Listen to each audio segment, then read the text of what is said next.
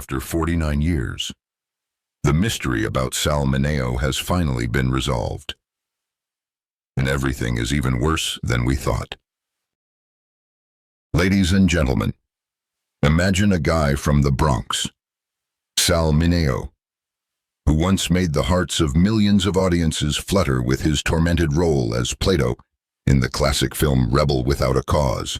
This story is not just about the tragic death of a Hollywood star, but also about a journey of a life full of brilliant talent, complicated and painful romances, and mysterious shadows lurking behind the glittering lights. Because the truth is sometimes more dramatic and heartbreaking than any Hollywood script ever written, making us wonder, are we really ready to face it? First, let me take you back in time to the 1930s, a period when America was struggling with the aftermath of the Great Depression, and immigrant families from Europe were trying to build new lives on this promised land. Sal Mineo, full name Salvatore Mineo Jr., was born on January 10th, 1939, in the Bronx, New York, a vibrant but challenging working-class neighborhood. He was the son of Sicilian immigrants from Italy. His father, Salvatore Mineo Sr., was a coffin maker, and his mother, Josephine, was a strong woman who cared for a family of 4 children: Michael, Victor, Serena, and little Sal. Can you imagine a boy growing up in a cramped apartment, where children's laughter mixed with the sound of hammers nailing coffins from his father's workshop? It was not an easy childhood, but those circumstances forged a resilient Sal Mineo, full of passion. From a young age, Sal showed an innate talent for performing. He often recounted that, instead of playing on the streets like other kids in the Bronx, he preferred acting in front of the mirror, imitating the movie stars he saw on the silver screen. His parents, despite being busy with work, recognized their son's potential and encouraged him to pursue the arts. By the age of 10, Sal had his first opportunity to step onto a professional stage. That was in 1949, when he was cast as the Crown Prince in the famous Broadway musical The King and I, alongside the legendary actor Yul Brynner. Imagine an Italian boy with big, round brown eyes and a radiant smile, standing on the Broadway stage, the center of the American theater world at that time. The play not only brought Sal thunderous applause, but also honed his acting skills, teaching him about discipline and professionalism.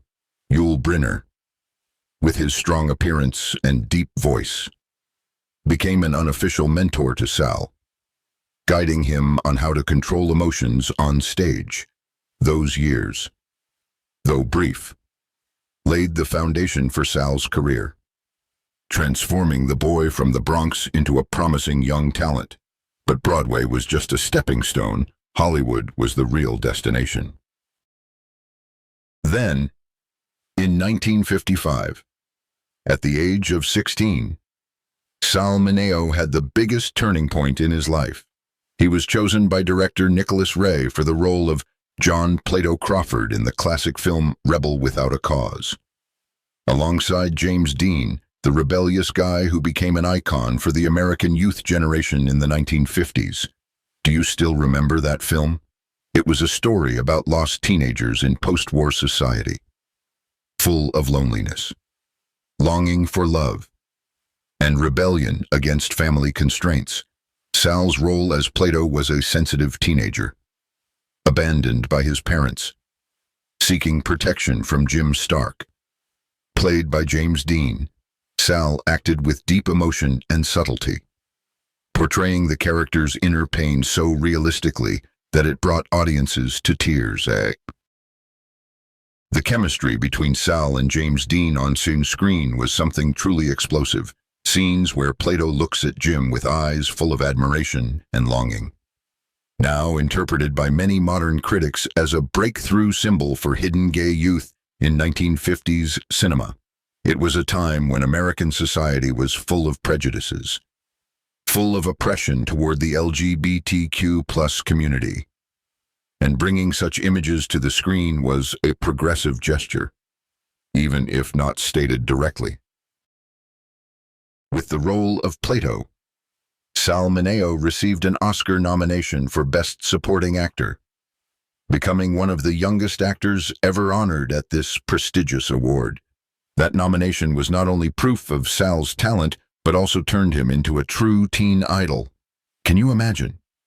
Young girls lining up outside movie theaters, screaming Sal Mineo's name, and sending thousands of love letters to the studio. But behind that glamour, Sal began to feel the pressure of fame. James Dean, his co-star and perhaps a great inspiration, died suddenly in a car accident just a few months after the film was completed, leaving Sal with profound sadness. He once shared in later interviews that Dean's death made him realize the fragility of life in Hollywood, where success can come quickly, but can also vanish in the blink of an eye. In the following years, Sal Mineo continued to shine on the silver screen. In 1956, he starred in Giant alongside Elizabeth Taylor and Rock Hudson, an epic film about life in Texas, where Sal played a Mexican laborer, showcasing his versatility in acting.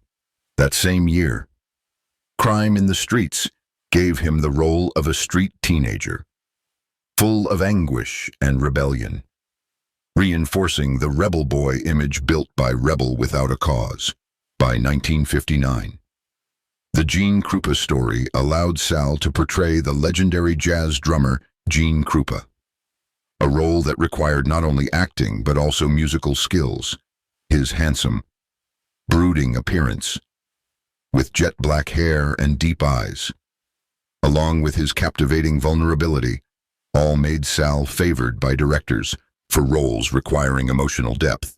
But the second peak came in 1960, with the film Exodus, directed by Otto Preminger. In the film, Sal played Dov Landau, a Jewish Holocaust survivor who joined the struggle to establish the State of Israel. That role was full of inner torment, from the pain of loss to the thirst for revenge, and Sal delivered an outstanding performance, earning his second Oscar nomination for Best Supporting Actor. Exodus was not just a historical film but also a statement on human rights, and Sal's role contributed to its weight. However, even at the height of fame, Sal Mineo still faced major challenges. As he grew older, no longer fitting teen rebel roles, Hollywood began to sideline him. The film industry at that time was full of prejudices, and rumors about Sal's homosexuality spread widely. In the 1950s, 1960s, homosexuality was a taboo subject. Many stars like Rock Hudson had to hide themselves to maintain their careers. Sal, on the other hand, chose to live authentically in his private life. He was one of the few male actors who dared to be open, even if it meant risking career suicide. He refused to conform to the heterosexual masculine standards imposed by Hollywood, and as a result, major roles gradually diminished. Can you feel that pain? A young talent, twice nominated for an Oscar, now struggling to find a place. But Sal did not surrender.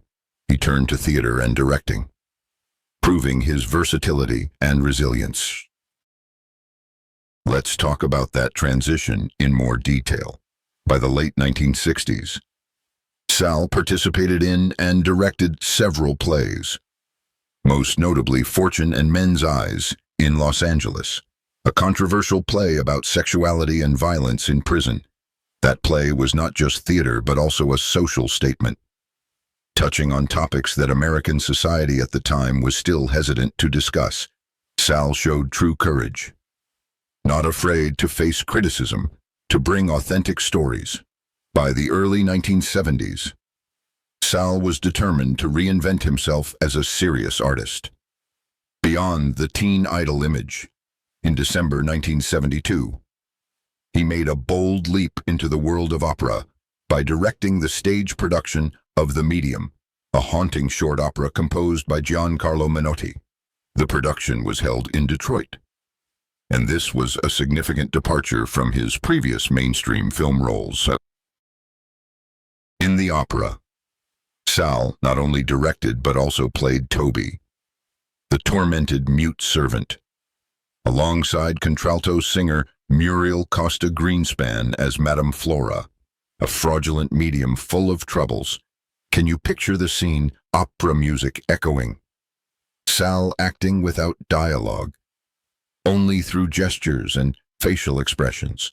It was a role he approached with seriousness and deep introspection, emphasizing his desire to challenge audiences and move beyond his youthful image.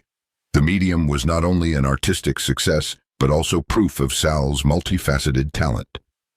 From cinema to musical theater, Sal's passion for dark, complex characters continued in 1975, when he returned to television with a chilling role in NBC's popular mystery series, Columbo, in the gripping episode titled A Case of Immunity. Sal played Rahman Habib, an assistant to a ruthless and manipulative consular official from a fictional Middle Eastern country. Played by Hector Elizondo, the episode was filled with political intrigue, with twists involving crime and diplomatic immunity. And Sal's nuanced performance reminded audiences of his range and depth as a character actor, far from the vulnerable teenagers he once played. Habib was a scheming man, and Sal brought the necessary tension to the story. That same year, he appeared in a memorable guest role in the popular crime series SWAT. In this disturbing episode, Sal took on the role of a charismatic but dangerous cult leader, with delusional ideology and hypnotic control over his followers, evoking clear parallels to the infamous Charles Manson. It was a bold role, tapping into American society's lingering fears about manipulative figures hiding behind utopian facades. Once again, Sal proved his willingness to handle provocative material that many other actors might avoid. These television roles, though not blockbusters, helped Sal maintain his presence in the entertainment industry and prepare for a bigger comeback yet. And then, in 1976, Sal Mineo's career began to experience a promising resurgence after years of struggling with the industry's reluctance. He received critical acclaim for his fearless performance as a bisexual thief in the black comedy stage play P.S. Your Cat is Dead. Initially performed in San Francisco, the play explored themes of sexuality, vulnerability, and power dynamics, topics still considered edgy at the time. Especially in the context of the emerging gay rights movement, the play's success, fueled by a wave of enthusiastic reviews from the press and feature articles, reignited public interest in Sal's talent. It suggested a full-fledged comeback, where Sal was no longer bound by his old image. Riding this new momentum, he moved to Los Angeles with the production, eager to establish himself as a legitimate stage actor, unafraid of controversial material. For Sal, this was not just another role, it was a personal and professional awakening, proving that he still had something important to say as an artist and as a man who had always lived on the edge of Hollywood's spotlight. Can you feel that hope? After so many years of being pushed to the margins, Sal finally saw light at the end of the tunnel. Now, let's move to the most touching part, Sal Mineo's love life, a journey full of complexity, pain, and beautiful moments. In 1960, on the set of Exodus, Sal met the British-born actress Jill Howarth. who was cast as Karen Hansen Clement, a young Jewish refugee and the love interest of Sal's character. Dove Landau. Their on-screen chemistry translated into a deep personal bond off-screen. Despite their youth, Sal was only 21 and Jill just 15 at the time. Their connection quickly developed into a complicated romance that lasted for years. The relationship was often marked by chaos and emotional highs, but the two shared an intense affection and mutual understanding, perhaps stemming from the demanding and isolating nature of their shared profession. Both were navigating fame at a young age, and their bond became a lifeline amid Hollywood's pressures. They dated on and off, with periods of passion interspersed with emotional distance. At its peak, they even got engaged to marry, seemingly representing Sal's desire to conform to conventional expectations, perhaps to quell public speculation about his private life and seek stability. However, according to the biography Sal Mineo, a biography by author Michael Gregg Michaud, Jill abruptly called off the engagement after discovering Sal in a compromising sexual situation with another man. That revelation was a turning point not only in their romantic relationship, but also in Jill's understanding of Sal's complex sexuality. Despite the pain, Jill chose not to sever ties. She demonstrated loyalty and compassion by remaining a close friend to Sal until the end of his life. Their enduring friendship was a testament to the depth of their bond and mutual respect. Sal, for his part, was very protective of Jill. He acted with almost brotherly intensity when it came to her well-being and romantic choices. That instinct became evident in Jill's brief relationship with television producer Aaron Spelling, who was more than 2 decades her senior.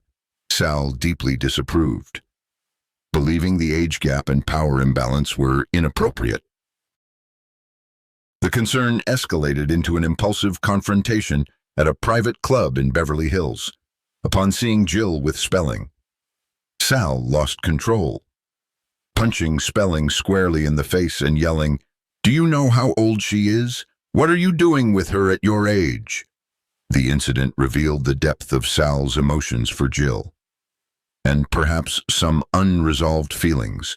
It also reflected Sal's inner turmoil, caught between his love for Jill, his own sexuality, and societal pressures. By his later years, Sal had become more openly accepting of his gay identity in his personal circle. At the time of his death in 1976, he was in a committed 6-year relationship with actor and trainer Courtney Burr III. That relationship provided emotional stability, creative companionship, and the peaceful private life that Sal had once lacked.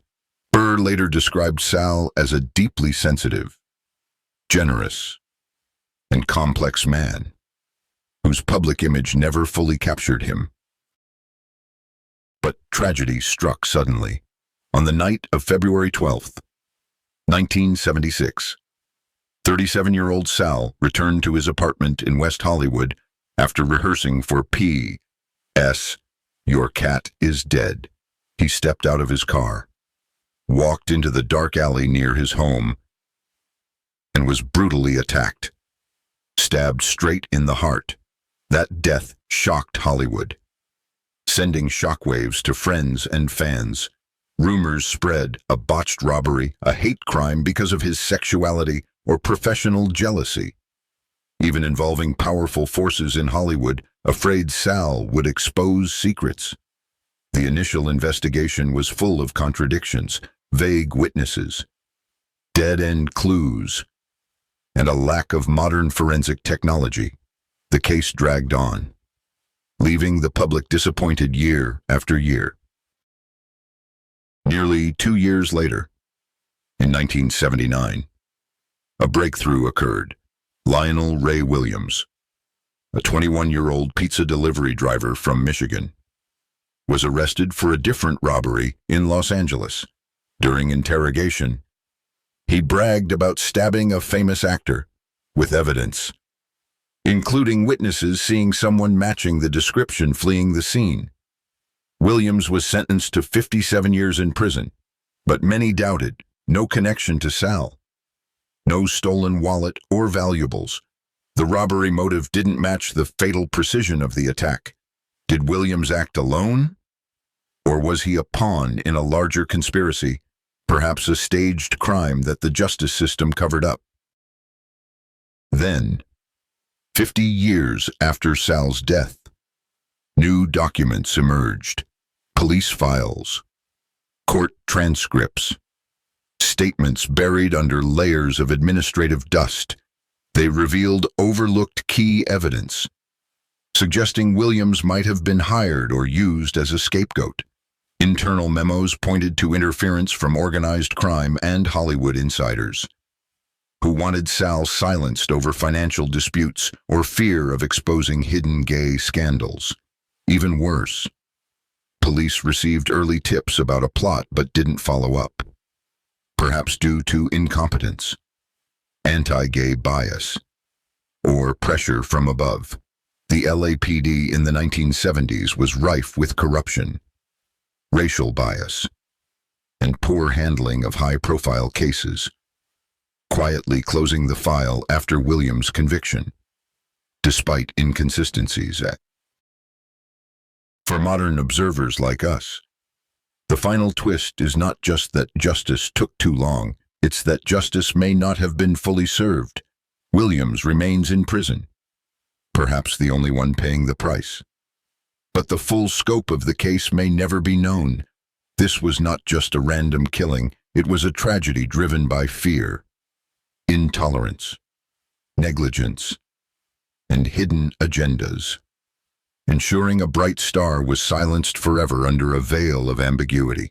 The Sal Mineo case is a chilling reminder of how truth is delayed, distorted, or buried. And the worst part is the answers that were deliberately ignored. And now, the most sensational part. A personal revelation that adds even more drama to the story. 38 years ago, I met Sal's nephew in San Francisco. After a few cocktails and much persuasion, he told the truth. It was an act of revenge from a rejected gay lover, a famous but closeted Hollywood actor. They dated for a few months, but the guy became obsessive, alcoholic, and abusive toward Sal. So Sal left for revenge. The guy hired street thugs to attack Sal under the guise of a simple robbery. Things went wrong, and Sal died. The Los Angeles police knew, as did the Mineo family, through their Sicilian connections. Within 48 hours, the thug was strangled to death. 10 months later, the actor died in a publicized fire at his West Hollywood penthouse. In classic Italian revenge style. And Williams, it was all staged by the Mineo family to bury the truth forever. The nephew also shared wonderful details about Sal's family life. He was loved by everyone. They knew about his sexuality to the point of affectionately calling him Uncle Sally. He feared breaking the omerta, the Sicilian code of silence, and made me swear to keep it secret. I waited over 49 years to share it, because the truth needs to be known, especially in today's more open society. Now, let me add some profound analysis and personal commentary, because this story is not just a revelation, but also deeper layers of tragedy, reflecting the complexities of Hollywood, Sicilian culture, and the struggles of gay people in an era full of prejudices. First, the story from the nephew, though it might be seen as hearsay, fits remarkably well with the long-standing conspiracy theories around Sal's case. From the new documents, we know there were suggestions of interference from Hollywood and organized crime, often involved in covering up sexual scandals. The mention of a famous but closeted Hollywood actor reminds me of the persistent rumors about hidden gay relationships in Tinseltown, where reputations could be ruined by a whisper. If true, The killing becomes a Shakespearean tragedy. Love turns sour into hatred. Revenge spreading like an uncontrollable fire. From a cultural perspective, the Sicilian element is key. Omerta, the Italian mafia's code of silence, is not just a movie concept. It's a legacy that the Mineo family, Sicilian immigrants, might have carried with them. The swift revenge through Sicilian connections evokes images of classic Italian vendetta, where family justice supersedes the legal system. I can't help but comment that this reflects a lack of trust in authorities, especially the 1970s LAPD. Full of corruption and anti-LGBTQ+ bias. If the Mineo family staged William's confession to end the truth, it was an act of protecting honor, but also another tragedy, leaving an innocent man, or at least a pawn, to rot in prison, while the real culprits were dealt with in their own way. Comparing to other stars, Sal was like James Dean in his rebellion. But Dean died young, leaving a legend. Sal lived longer, facing prejudices directly, like Rock Hudson, who hid his homosexuality until his death from AIDS. But Sal lived more authentically, paying the price with his career.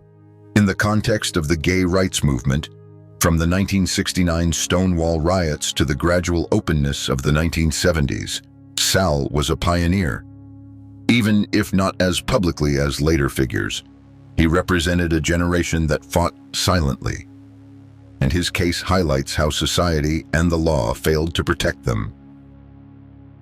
Personally, after researching Sal Mineo, I feel a deep sadness.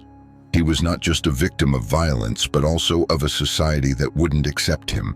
But the nickname Uncle Sally shows family love, a heartbreaking contrast to his isolation in Hollywood. The nephew's fear of breaking omerta and my waiting 49 years speaks to the power of secrets and fear. But in 2025, when LGBTQ+ rights have progressed, this revelation is like a way to honor Sal, not as a victim, but as a brave man who lived true amid shadows.